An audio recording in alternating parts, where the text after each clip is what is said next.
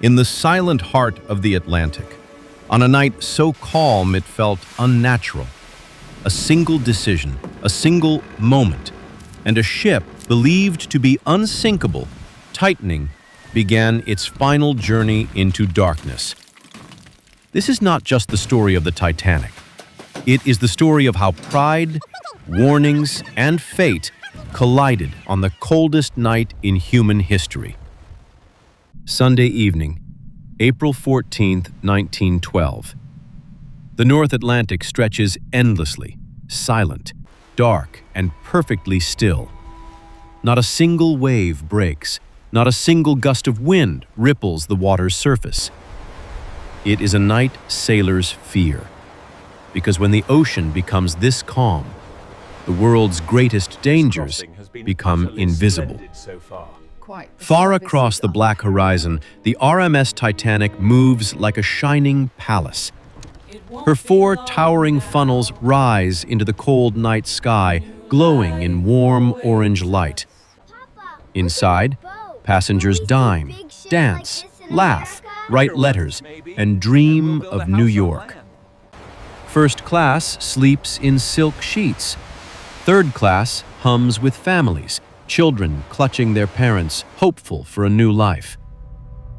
No one knows the ocean is preparing its final test. Titanic sails proudly under the command of Captain Edward J. Smith, a man known as the Millionaire's Captain, calm, steady, respected.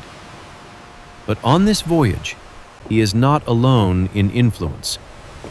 Among the elite passengers is J. Bruce Ismay, the powerful chairman of the White Star Line. He walks the decks, observing every detail, the engines, the crew, the speed. Some whisper he wants Titanic to arrive in New York early for headlines, glory, reputation. Tonight, Titanic is racing through dangerous waters at nearly full speed. We have the Middervit for the warm, which brothers on the water of 2 Prince for the New York. Throughout the day, wireless messages filled the air. Ice ahead. Massive field reported. Growlers and bergs directly in your path. Ships near the Grand Banks slow down, sound alarms, and prepare for danger. Titanic does not. Inside the Marconi cabin, operators struggle to handle non-stop passenger messages. Some ice warnings get stacked. Some get delayed. Some are acknowledged with barely a glance. But almost none reach the bridge. The captain receives only a handful. And even those are overshadowed by the pressure to maintain speed. Chattooning to this is the 3 Crescent melt to Mercat the road. Let the Truth map is 2 of the 2014. Shaping the same thing to lawn to the thing over.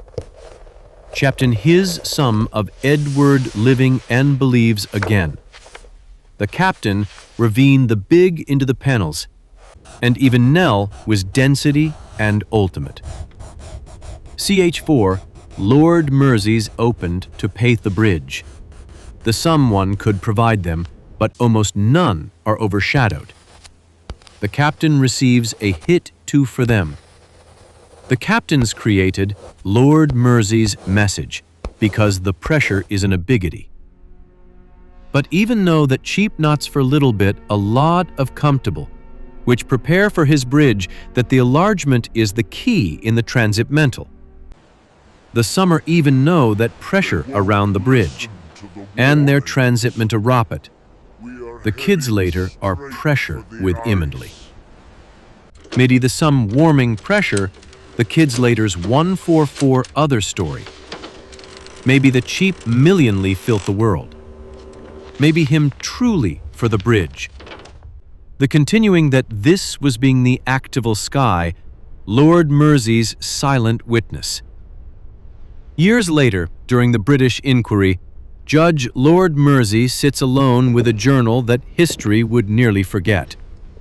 Inside, he sketches icebergs, notes temperatures, underlines warnings. His handwriting grows tighter, darker, more urgent.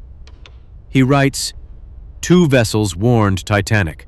Bergs, growlers, flows. Temperature falling. Danger. No reduction of speed." Mersey realizes something chilling.